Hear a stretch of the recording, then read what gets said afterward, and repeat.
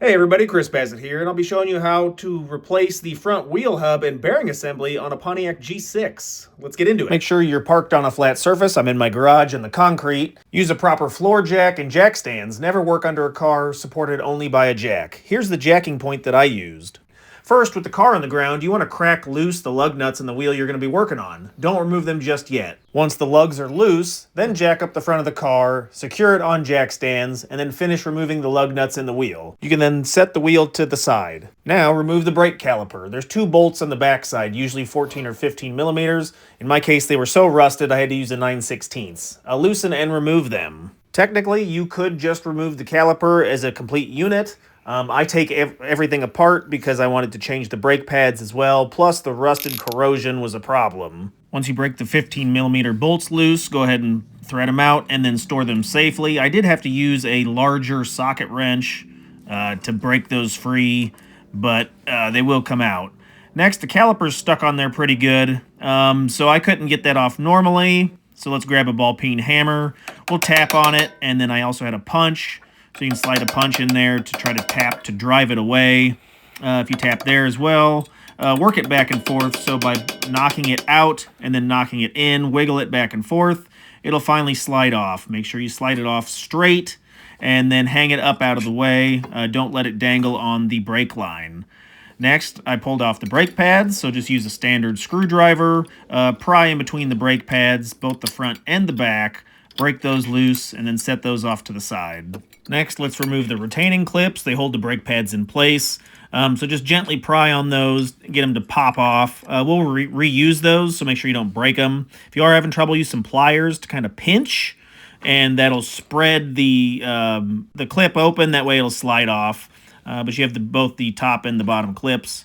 So like I said before, we'll reuse those. Next, let's remove the caliper bracket. There are two 15 millimeter bolts in the hub assembly, so go ahead and find the location of those bolts and then tap on them. They were pretty rusted in there, so I had to use my ball peen hammer and a wrench to beat on them to get them off, but there you go. Caliper bracket's off, so set that to the side. Next, you can pull off the rotor.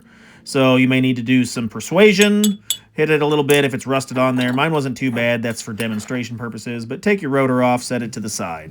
Next, let's remove the axle nut. This particular axle nut was 35 millimeter. You may need to remove a dust cap if it's present, and then use a breaker bar or an impact to remove the nut. It's torqued on there tight, sometimes around 120 foot-pounds or more. All right, let's separate the axle from the hub. You're gonna need to tap on the end of the axle shaft to push it through the hub so that it's loose. Make sure you don't damage the threads. Some oil can help here. Also, you put your socket back over top and then hit it. But you don't want to damage any of the threads, so be real careful with that. Once it's loose, let's remove the hub and bearing bolts. Behind the knuckle, there are three 13 millimeter bolts holding the hub and bearing assembly in place. This is connected to the steering knuckle. You're going to need to spray it down with penetrating oil. It's a rusty mess back here. I had a heck of a time. So there's three of them. And then I also had to use a pipe. And you're also going to need some extensions because it's a particularly tough spot to get to. It's hard to apply leverage to get these bolts out, but remove these three bolts and be careful not to damage the CV boot right next to them. That's why the extensions are necessary. You can also turn the wheel left or right, make sure everything is safe and chalked so you don't lose it, but you can gain better access if you turn the wheel. Go ahead and pull these bolts straight out. Here's what they look like. And then you are going to want to disconnect the sensor. I think this is your anti-lock brake sensor, but there's a clip right there. Make sure you pull that out. You can pinch it, use pliers, needle. I think I use needle nose pliers, but make sure that clip comes out. Now, here's the fun part. The hub should pull out, but mine didn't. So you'll want to spray penetrating oil, let it sit overnight. That didn't really do a whole lot, but pretty sure that it's seized up from rust. So you can tap it from the back, tap it from the front. So what worked for me was knocking out the old lug bolts, evenly. We're going to take some threaded, hardened steel bolts from the hardware store, slide them in against the knuckle, and then pry against it. So I'm going to cut off the other lug bolt. I do have a video on the channel that goes into this more detail. I'll put a link in the description of this video if you want to go watch that one. It kind of explains what I'm doing here. But we're going to take both those bolts and then use it as like a puller. So if you slide the bolt through, put a nut on the back of the bolt, you can then hold that nut in place while you twist the bolt, and it'll apply pressure. Make sure you're doing it evenly, so a little bit on the left, a little bit on the right, and it starts breaking the hub away from the knuckle.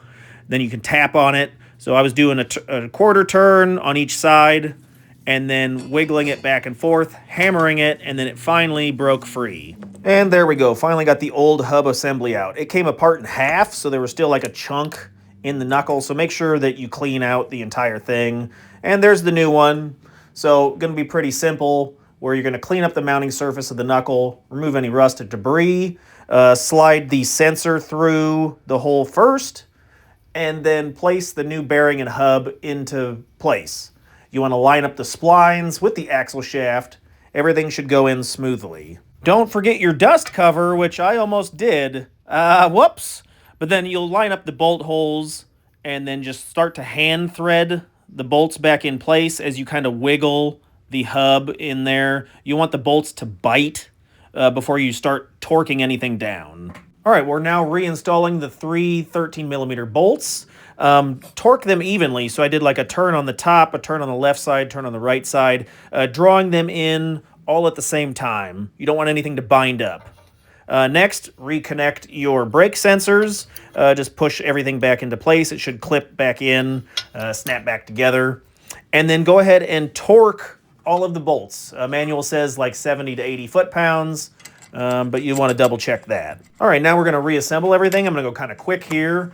Throw your axle nut back on and torque it down. Make sure you check your book, but many G6 are 159 foot-pounds. And then here, I'm going to grease the pins on the brake caliper bracket before we reinstall that. So just pop out the pins, throw some grease on there, and then reassemble them. Clean up the mounting surface, and then go ahead and put the rotor back on. Then you can go ahead and put the caliper bracket back on. So slide that on, put the two bolts back in place. It says they're supposed to be torqued between 25 and 35 foot-pounds for the guides. Put both clips back in place. Those just snap in. And then put your brake pads back in, which I'm reusing the old brake pads. They're fine. Kind of push them in at an angle, snap them in. You can use a little bit of grease on the brake pad guides to get them to go in. Now for the caliper, you need to depress the caliper. I'm going to use a C-clamp to depress the piston. That way it'll slide over the new brake pads.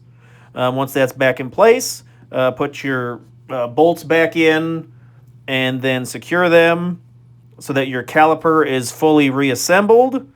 And then that's pretty much it. We'll go ahead and we'll throw the tire back on, put the lug nuts on in a star-shaped pattern, and then lower the vehicle to the ground and torque the lug nuts down to about 100 foot-pounds. You can release the vehicle to the ground and take it for a test drive. Hey, check out another video over here. I've got some Amazon links down in the description. If you want to help support, use those links. I'd really appreciate it. Any other questions or comments, put those below. Thanks.